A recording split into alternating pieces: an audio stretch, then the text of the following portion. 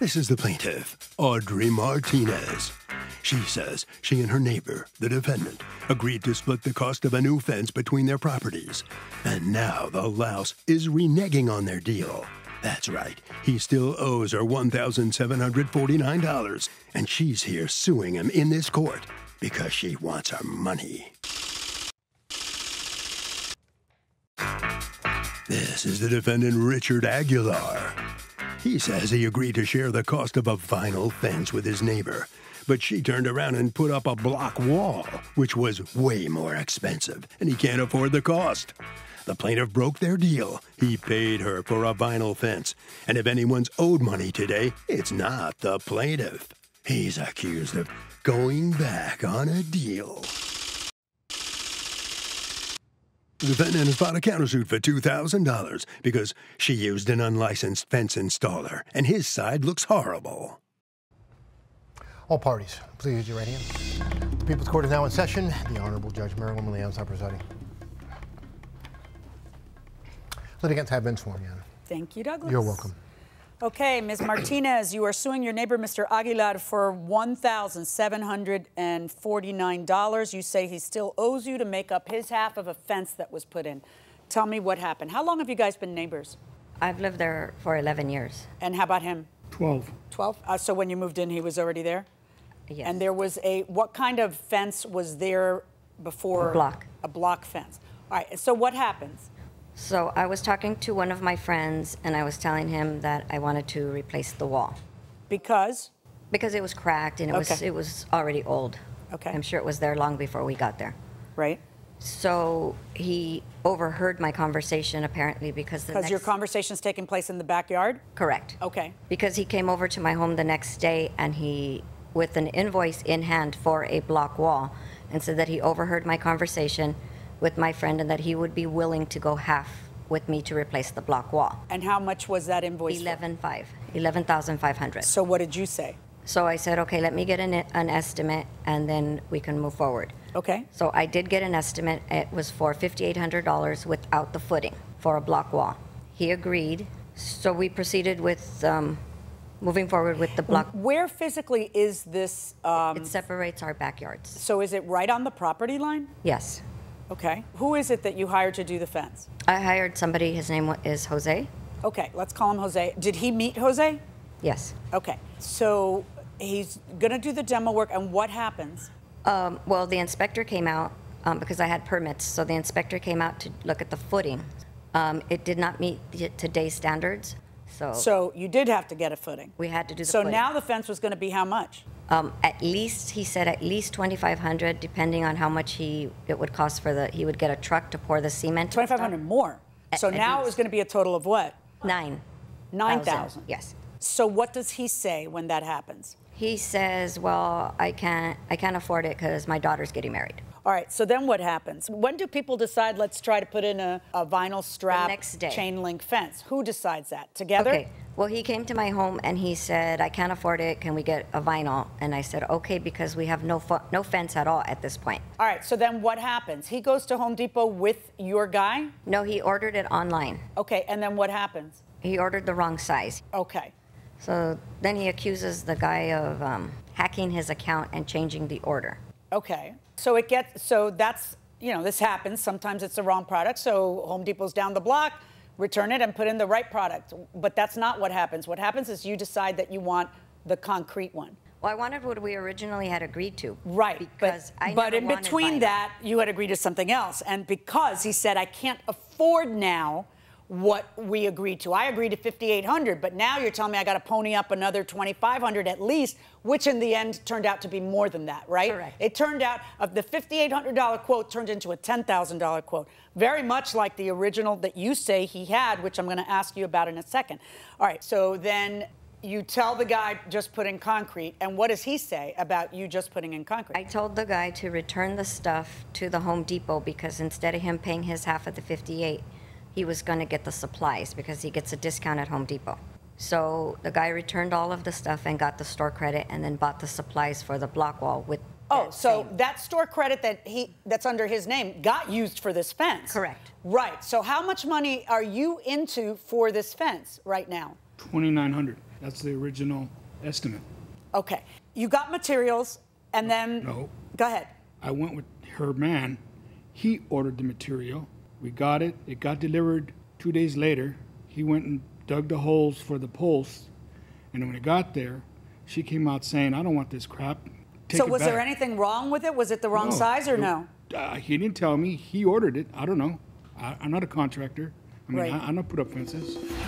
How did he order it on your account?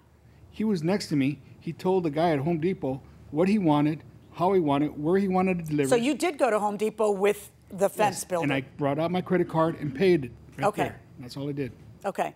So he ordered it. Yes, sir. Yes, ma'am. Is that what you mean when you say he was saying that the guy hacked his account? He says No, he was there with him. I was not aware of that. Okay, so he ordered it, and then when it comes, she says it's the wrong stuff, and you're saying that's not true, Judge. She just didn't like it. No, I went out there. I was talking to Jose, and then she came coming out saying, I don't want this crap. Get it out of here. I want a block wall, and I want it up ASAP. And I told her, I can't afford it. I can't afford I'm retired. I got to pay for my daughter's wedding, and you want more money. I can't afford it. And then what does she say? Put it up. I want it up ASAP. All right. And then did you two ever talk again or no? No. Okay. That's interesting. That- All right. that did not By the happen. way, did you ever walk up to her with a quote for $11,000? No, I just told her. That you have been getting quotes for I $11,000? got one quote from a contractor, licensed contractor, for $11,000. Now, you have, speaking of that, you have a counterclaim against her for $2,000. And what is that for? That's for getting a contractor without a license. Are we talking about Jose again? Yes. How do you know Jose is unlicensed? Because on his estimate here, he has a license and it belongs to somebody else. Okay, and so when did you bother to look up Jose's license, before or after she sued you?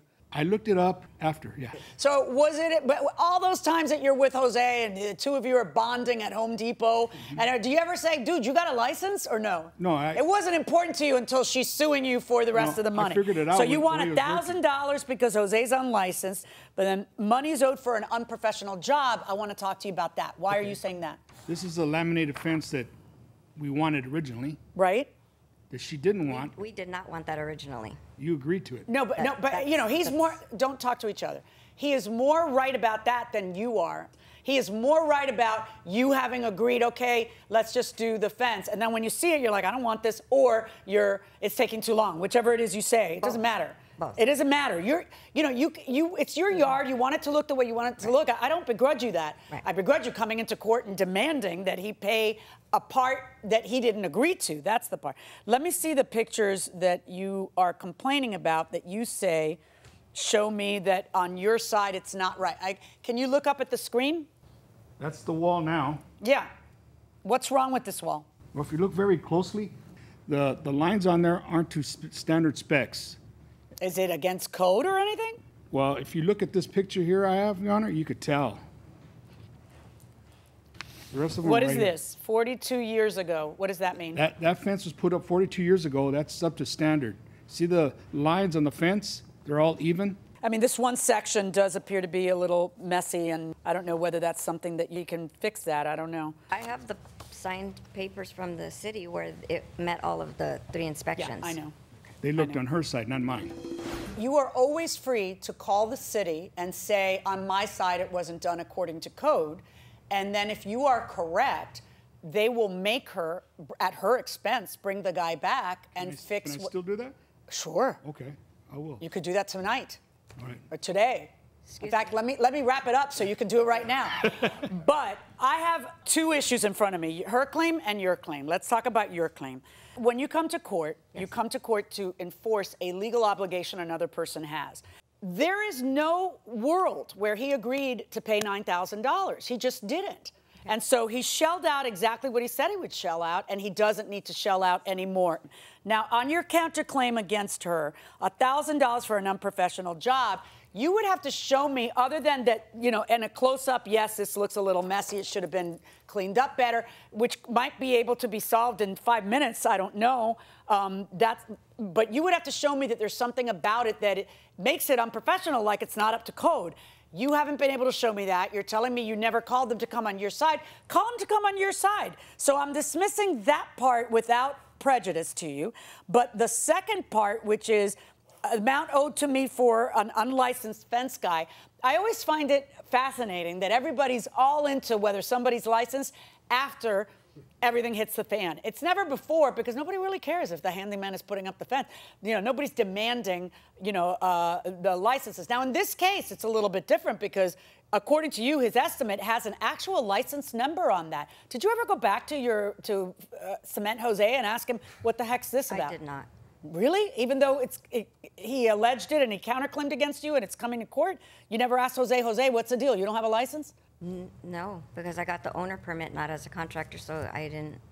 Yeah, but his allegation is that the person held themselves out to have a license that they didn't have because they have paperwork that claims they have a license. Right. No, I did not. Okay, but how would you be $1,000 damaged for that? Just because this is messy doesn't mean that it was done not according to code and it has to be knocked down. You have to be able to show me, either by putting on professional testimony that says this is not according to code, or showing me that she got cited for this. I can call you my contractor right now. What is your contractor going to say? It's a poor job. Yeah, he is. Yeah, but it doesn't take $1,000 to fix that. You and I both know that. All right, I come from a contracting family. What do you do for a living? I work in construction. Right, I could just tell. So you and I both know that's not $1,000 to fix, right? In fact, you could probably fix it one day with a beer in your hand, but you don't have to. You're right that you don't have to. All right, on her lawsuit against you, 0. But on your lawsuit against her, also 0. And you are free, of course, to call the county or the city and complain that it's not according to code on your side. Thank you. So the plaintiff did not prevail in this case. She's on her way out of the courtroom now. Let's see what Ms. Martinez has to say about it. What do you think? I think that he should have done what he originally said he would do and pay half of the block wall. He didn't even pay half of it. You've learned a lesson then, I assume. Yes, don't do business with him. All right, I hope the fence helps, okay? Good luck to you. Thank you. All right, Mr. Aguilar, he's the defendant. He's on his way out of the courtroom right now. I'm sure you feel relieved you don't have to pay anything more, but you learned a lesson too, didn't you? Yes. What'd you learn? Learn not to do business with that woman. Boy, you both feel the same way. You know, the judge said if you're not happy with the fence, you could go back to the city and complain. And I'm going to do that. Do it? I'm going to do that. All right, yes. Well, good luck to you. I hope you can keep the peace between the two of you. How about that? Yes, sir. Thank you. All right, good luck to you. All right, thank you very much. All right, Harvey, another neighborly dispute.